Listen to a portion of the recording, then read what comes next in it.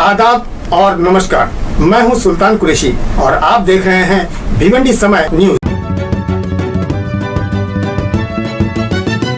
अतिक्रमण पर कार्रवाई या सत्ता की नाकामी, भिवंडी में सड़क से ज्यादा सियासत गर्म।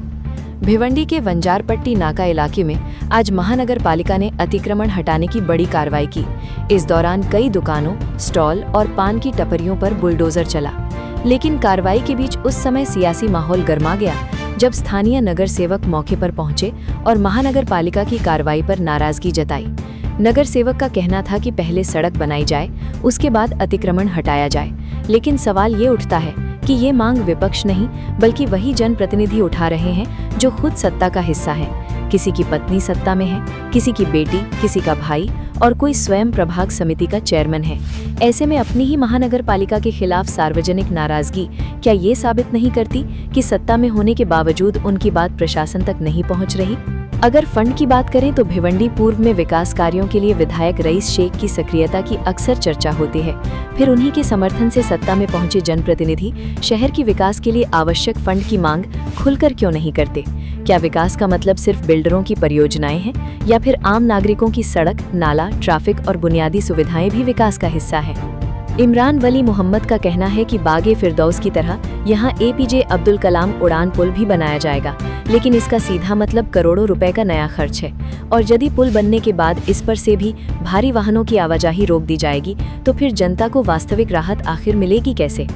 आज हर मंच पर फंड की कमी का रोना रोया जा रहा है। ऐसे में सबसे बड़ा सवाल ये है कि APJ अब्दुल कलाम उड़ान पुल जैसे महत्वपूर्ण प्रोजेक्ट के लिए धन कहाँ से आएगा? जब सत्ता भी आपकी, प्रशासन भी आपका और जिम्मेदारी भी आपकी, यानी ताला भी तुम्हारा, चाबी भी तुम्हारी, फिर तिजोरी का पैसा है कहाँ? आखिर शहर के विकास का पैसा कहाँ अटक रहा है? भिवंडी की जनता अब जवाब चाहती है। सड़कें टूटी हैं, जल निकासी बदहाल है और विकास के नाम पर सिर्फ वादे सुनाई देते हैं। जिन लोगों को जवाब देना चाहिए था वही आज सवाल बनकर खड़े हैं। शहर की जनता का सवाल साफ है, क्या मास्टिक डामर के नाम पर चोर चोर पकड़ो पकड़ो खेला जाएगा या असली चोर पकड़ा भी जाएगा? क्या भिवंडी में राजनीति ज्यादा हो रही है और विकास कम?